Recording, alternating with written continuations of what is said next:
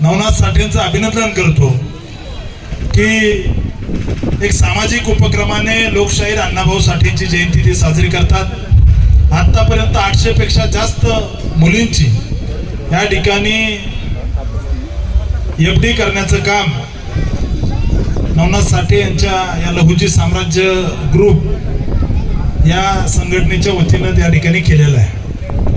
आणि मला ते आता बोलताना सांगितलं त्यांनी की भाऊ डीजेचा कार्यक्रम घेतल्यानंतर त्यालाही या ठिकाणी 1-2 लाख रुपये जातात, कार्यक्रमाला इतका मोठा खर्च होतो, परंतु 100 मुलींची एफडी काढून 10 वर्षानंतर ते पैसे कुठेतरी त्या मुलींच्या शिक्षणाला, त्या मुलींच्या त्या ठिकाणी लग्न समारंभासाठी उपयोगी येतात। असा एक चांगला कार्यकर्ता या अकलूज शहरामध्ये काम करतोय।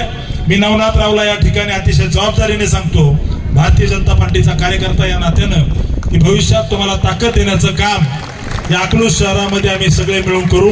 मी असेल, आदरणीय जयाभाऊ असतील, रणजितदादा असतील, सगळे मिळून पूर्ण ताकदीने तुमच्या सोबत राहू। तुम्ही असंच सामाजिक कार्य करत राहा। भविष्यामध्ये भारतीय जनता पार्टीमध्ये सुद्धा तुम्हाला एक जबाबदारी या ठिकाणी निश्चित येत्या काळामध्ये देऊ आणि तुमचं काम ज्या पद्धतीनं या ठिकाणी अकलूज शहरातील वंचित गोरगरीब जनतेसाठी सुरू आहे, या सर्व कामाला या ठिकाणी आपल्या माध्यमातून यश मिळो हीच या ठिकाणी आई अकलाईच्या चरणी प्रार्थना करतो। आज आपण जर बघितलं तर अण्णाभाऊ साठेंचं कुठलंही शिक्षण नसताना इतक्या मोठ्या प्रमाणातलं साहित्य निर्माण केलं, पोवाडे रचले, कथा रचल्या, जगभरातल्या वेगवेगळ्या भाषेमध्ये त्याचं लिखाण आपल्याला आज दिसतंय। त्या काळामध्ये शिक्षण नसताना सुद्धा अनेक वंचितांच्या, कामगारांच्या अनेक व्यथा त्यांनी मांडल्या।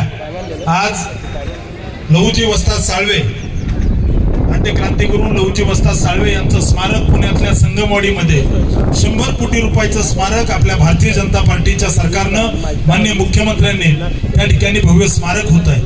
त्यामुळं आपल्या सगळ्यांना येत्या काळामध्ये महापुरुषांच्या मार्गावरती चालायचं आहे आणि अकलूज शहरामध्ये नवनाथराव आमचं तुमच्यावर बारीक लक्ष आहे, तुम्ही चांगलं काम करताय।